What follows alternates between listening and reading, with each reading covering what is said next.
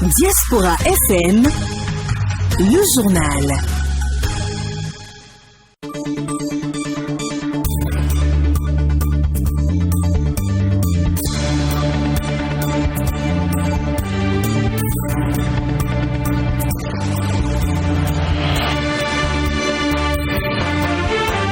Mardi 7 septembre, c'est l'heure de la grande édition du journal Parler. Mesdames et messieurs, bonsoir. Voici le sommet de ce journal.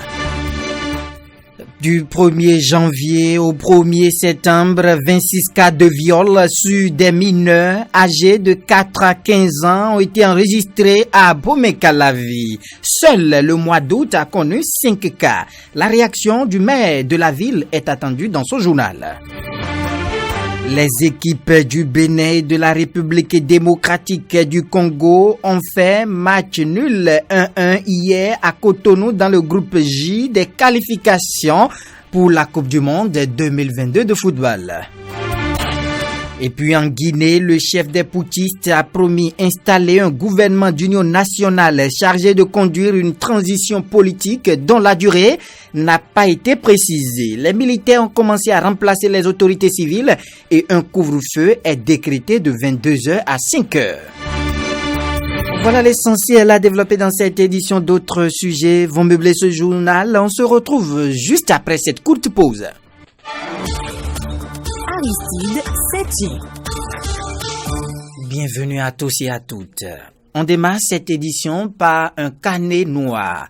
Deuil au sein de la Confédération des syndicats autonomes du Bénin, CSA Bénin. Dieudonné Lokossou, l'ancien secrétaire général de la Confédération, est passé de vie à trépas ce jour 7 septembre. Dieudonné Lokossou était un agent retraité de la Société nationale de commercialisation des produits pétroliers, Sonacop. Le Bénin compte désormais 135 décès liés à la COVID-19. Face à la recrudescence des cas de COVID-19 au Bénin, l'heure est à la sensibilisation sur le respect des gestes barrières et l'importance de la vaccination pour lutter efficacement contre ce mal qui décime le monde entier. C'est d'ailleurs ce à quoi se sont attelés les journalistes François-Xavier Noumon et Alphonse Moïse Soudé au micro d'Eden TV. On les écoute. Cette pandémie ne fait pas de distinction particulière. Ça vient donner du grain à moudre, ça vient appuyer quelque peu les alertes, les messages, l'insistance des pouvoirs publics, du gouvernement pour que la population se réveille, et surtout pour que chacun puisse prendre ses responsabilités et aller se faire vacciner, parce qu'au moins la vaccination nous donne une certaine immunité, nous permet et nous évite les formes de cas graves, nous évite tout simplement de tomber sous assistance respiratoire, parce que une fois que vous êtes sous assistance respiratoire, c'est très difficile à rattraper. Et on peut dire aujourd'hui que les structures sanitaires, même le centre de référence à l'ADA, est quelque peu débordé. Le directeur de ce centre en a parlé il y a quelques semaines de cela.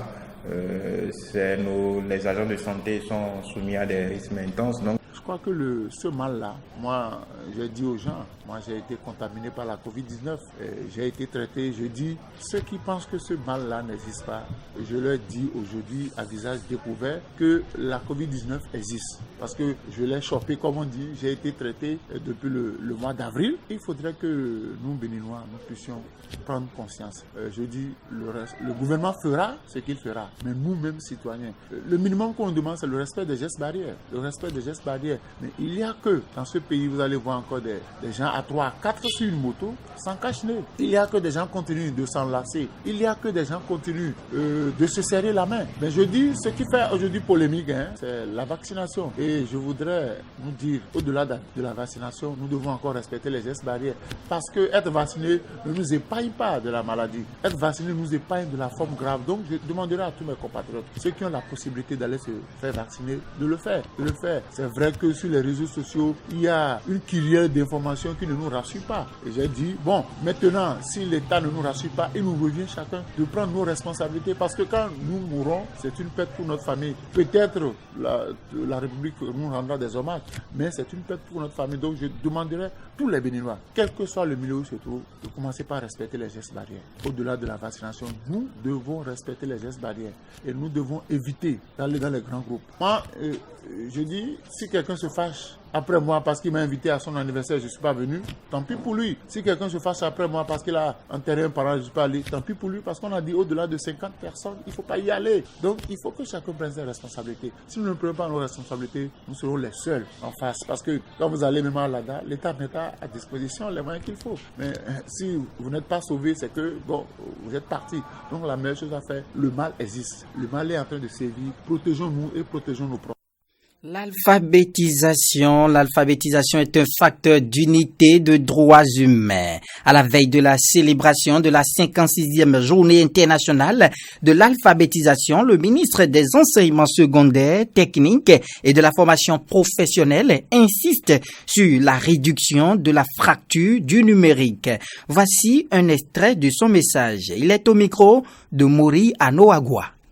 Cette journée sera une occasion d'examiner les façons dont l'alphabétisation peut contribuer à bâtir un fondement solide pour l'épanouissement de l'homme en mettant en avant des interactions entre l'alphabétisation et les compétences numériques dont ont besoin les jeunes et les adultes non alphabétisés. Elle va également explorer les facteurs qui permettent de concevoir une alphabétisation fondée sur la technologie est utile afin de ne laisser personne de côté. Aussi, cette journée constituera-t-elle l'occasion de réinventer l'avenir de l'enseignement et des apprentissages dans le domaine de l'alphabétisation, tout en tenant compte du contexte de la pandémie de coronavirus. Pour cela, il sera question de réfléchir et de discuter de la conception des pédagogies liées aux enseignements-apprentissages. Un accent sera également mis sur l'analyse du rôle des éducateurs, des systèmes de gouvernance ainsi que des mesures efficaces susceptibles de soutenir l'apprentissage tout en visant l'atteinte des objectifs de l'ODD 4 qui mentionne l'alphabétisation fait partie intégrante de l'éducation et de l'apprentissage tout au long de la vie, fondée sur l'humanisme. Chers compatriotes, mesdames et messieurs, le gouvernement accorde une attention particulière à l'atténuation de l'impact de la crise de Covid-19 sur l'alphabétisation en encourageant le développement des pédagogies et des méthodes adaptées à la crise actuelle. La mise en place de la plateforme de la bibliothèque numérique en langue nationale, le référentiel de l'alphabétisation à la formation professionnelle en lien avec le numérique, la réalisation des modules performants de formation multimédia, la traduction en langue nationale des modules de formation en électricité en sont des illustrations. Je voudrais saisir cette occasion pour féliciter tous les acteurs à tous les niveaux qui ne cessent de consentir des efforts et sacrifices pour alphabétiser nos compatriotes à travers les langues nationales. On reste toujours dans l'éducation. La rentrée scolaire démarre le 20 septembre prochain sur toute l'étendue du territoire national.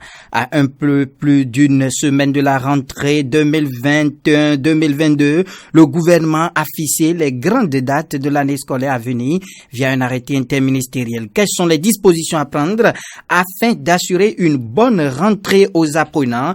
Irénée Maoulin-Montor, consultant formateur spécialiste des questions d'éducation, a donné son avis sur la question dans la rubrique Convainc-moi sur l'émission Matin d'Éden de ce jour. Suivons ici un extrait de ses propos. L'organisation qu'il faut, c'est que il faut déjà à la maison commencer par préparer le mental de l'enfant sur l'enjeu. Pour avoir laissé les bancs, laissé les classes depuis près de 2 mois, beaucoup ont déjà oublié les réflexes. Donc c'est aux parents de leur rappeler les différentes réflexions, les différentes orientations qu'il faut pour que le jour de la rentrée, l'enfant puisse bien s'immerger, avoir une bonne immersion dans le système scolaire. Ces préparatifs, c'est quoi? C'est déjà les fournitures scolaires.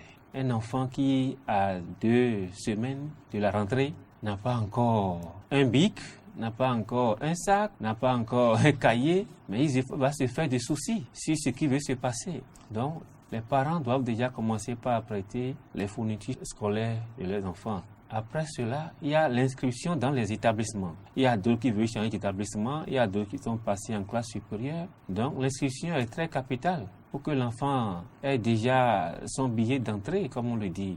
Ce n'est pas le jour de rentrée qu'il faut commencer par courir de gauche à droite pour commencer par mobiliser, je ne sais pas, de l'argent ou bien pour aller négocier avec l'établissement où l'enfant est dehors en train d'attendre que le parent puisse finir d'abord les négociations avant de rentrer en classe. Ce n'est pas bon.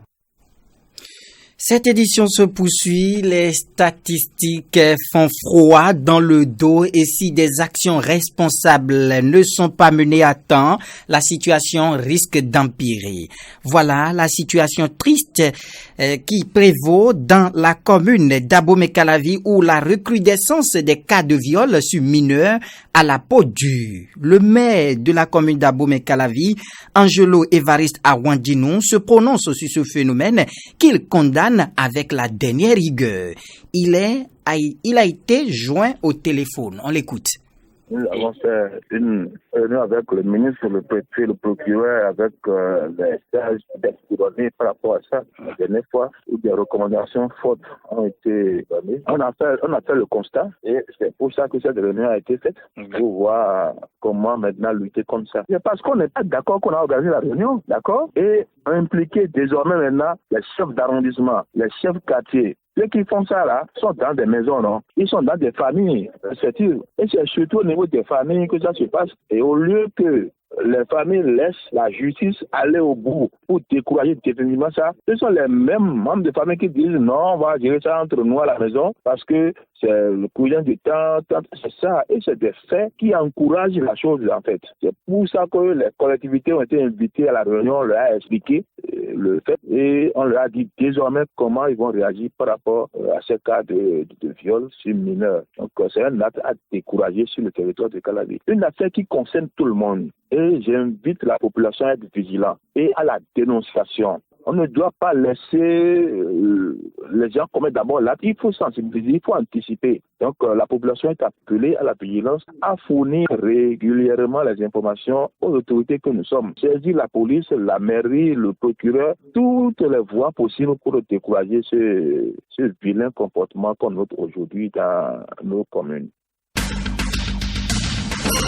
L'interruption volontaire de grossesse, IVG, est régie par le droit positif béninois. Mais force est de constater que nombre de citoyens n'ont pas connaissance de ces tests. C'est ce qui explique la persistance des avortements clandestins. La loi qui régit la pratique pose 3 conditions. Le juriste Fréjus Atingolo nous apporte des précisions sur le cadre juridique de l'IVG. Il est au micro de Clémence Tonoucoin. Le mot avortement n'existe pas en droit béninois. Le législateur a préféré l'expression interruption volontaire de grossesse. Parce que lorsqu'on prend le mot avortement au sens littéraire, ça peut être interruption volontaire ou non volontaire. Et lorsqu'on parle d'interruption non volontaire de grossesse, on va parler des fausses couches. Alors que le droit béninois ne régit pas les cas de fausses couches. Alors, lorsqu'on parle d'interruption volontaire de grossesse, le législateur a précisé interruption volontaire de grossesse sans habilitation et qualification médicale. Et lorsqu'on entend l'expression de cette manière, on peut également dire, oui, il peut y avoir interruption de grossesse avec qualification et habilitation médicale. Et le législateur a encadré ce fléau-là en donnant 3 conditions. La première condition qui est un risque lorsque la grossesse comporte un risque pour la santé de la femme enceinte. La deuxième condition, lorsque nous sommes dans des cas de viol ou les cas de grossesse issus d'une relation incestueuse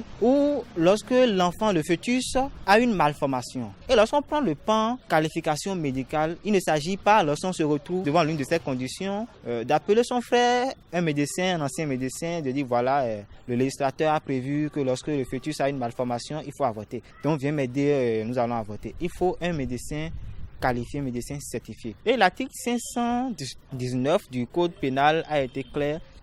L'alinéa 2 précise que lorsque l'interruption de grossesse se passe dans des lieux inappropriés ou des conditions qui ne sont pas autorisées par le ministère de la Santé, alors la peine prévue, la sanction sera au double. Et lorsqu'on parle de sanction en cas d'interruption volontaire de grossesse, hormis ces trois conditions-là que j'ai énuméré, le législateur a prévu que celui qui sera reconnu coupable de ces faits sera puni d'une peine d'emprisonnement allant de 5 ans à 20 ans et d'une amende allant de 500 000 à 2 millions. Et lorsque ça se passe dans des conditions pas normales, des conditions qui ne sont pas autorisées du tout, des personnes qui ne sont pas qualifiées à le faire, qui le font, la peine sera au double.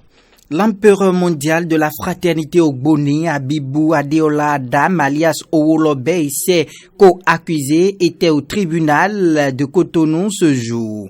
Après les auditions, le dossier a été renvoyé au 19 octobre prochain. Comme à l'audience de la dernière fois, le plaignant ne s'est pas présenté. Dans ce dossier, l'empereur mondial de la fraternité Ogboni, Abibou Adeola Adam alias Owolobe, est poursuivi pour complicité de coups et blessures volontaires. Ses ministres sont quant à eux, épinglés pour coups et blessures volontaires. Le premier responsable du palais impérial avait décliné toute responsabilité dans ce qui s'est passé. Il a martelé devant les juges qu'il n'avait donné aucune instruction faisant état de la bastonnade du plaignant.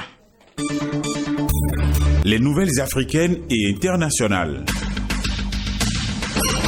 En Guinée, au lendemain du coup d'État, les putschistes ont reçu un soutien de poids, celui du chef de l'opposition, Cellou Dalein Diallo. Le CNRD peut compter sur le soutien de l'ANAD dans l'effort qui vise à construire une démocratie apaisée dans notre pays. C'est l'occasion de rendre hommage à tous les Guinéens de l'intérieur comme de l'extérieur dont la mobilisation a contribué à la chute de cette dictature et d'honorer la mémoire de ceux qui ont consenti le sacrifice ultime pour l'avènement du 5 septembre dernier. Il faut dire que le chef des putschistes, le lieutenant-colonel Mamadi Doumbouya, a promis un gouvernement d'union nationale chargé de conduire la transition politique et a assuré qu'il n'y aura pas de chasse aux sorcières. Le Tchad s'apprête à se doter de son Conseil national de transition, une sorte de parlement pendant la durée de la transition. Les candidatures pour y devenir membre sont ouvertes depuis hier. Les candidats ont une semaine pour déposer leur dossier auprès du comité chargé de sélection les futurs membres du CNT. En République démocratique du Congo, les citoyens ont finalement pu regarder leur équipe nationale hier. Le match précédent entre la République démocratique du Congo et la Tanzanie avait été interrompu en cours de diffusion, officiellement pour un problème technique, mais depuis l'an dernier, un conflit oppose l'État congolais et l'Union africaine de radiodiffusion, détentrice des droits des grands événements de football et son représentant en Afrique centrale, Goka International. Au Maroc, ce jour marque la fin de la campagne dans le cadre des élections législatives qui se dérouleront demain au sein du royaume chérifien. En jeu, le renouvellement de la Chambre des représentants à Rabat. Du parti majoritaire sera issu du chef du gouvernement. Une campagne électorale jusqu'à présent atone selon les observateurs. Ces élections législatives sont pour la première fois couplées au communal et au régional. À présent, le sport.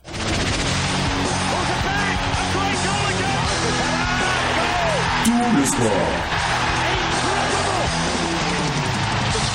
Un but partout. C'est le score qui a sanctionné la rencontre entre les écureuils du Bénin et la République démocratique du Congo hier à Cotonou. Un match comptant pour les éliminatoires de la Coupe du Monde Qatar 2022. C'est le deuxième match nul réalisé par les poulains d'Hector Cooper après celui bien entendu face au Taifas Stars de la Tanzanie la semaine dernière à Lubumbashi. Les Congolais étaient les premiers à ouvrir le score avec le but de Dieu merci Mbokani, intervenu à la 12e minute par un coup de tête qui a donné l'avantage à son équipe.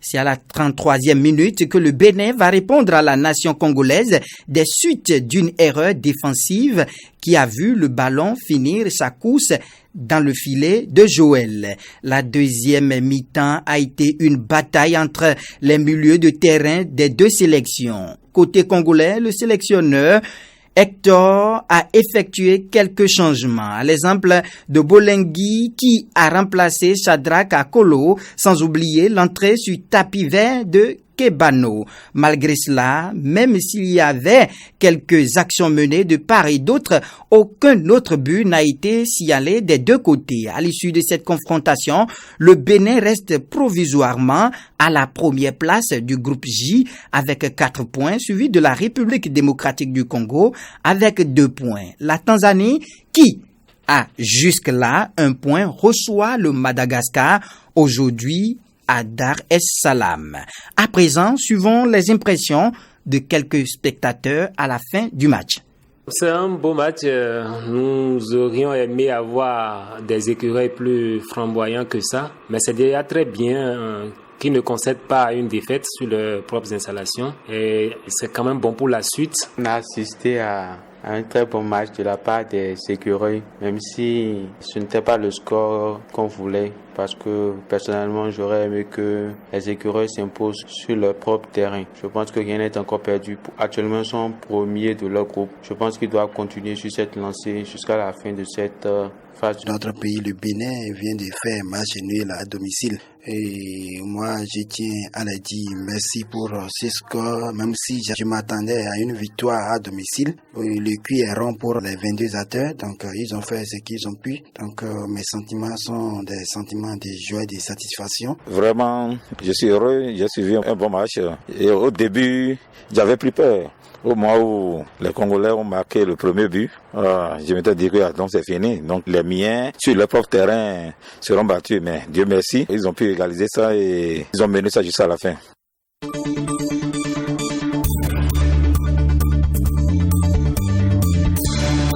Et c'est la fin de cette édition. Merci de l'avoir suivi. Mise en onde Gérard Ronsa, chef d'édition d'Okas Awangan, présentation Aristide Setin.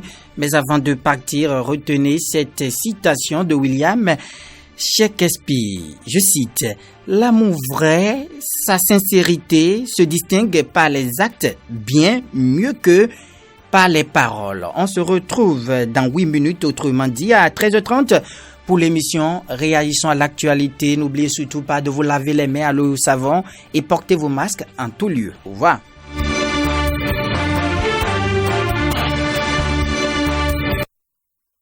Chers auditeurs et partenaires, pour mieux vous accompagner,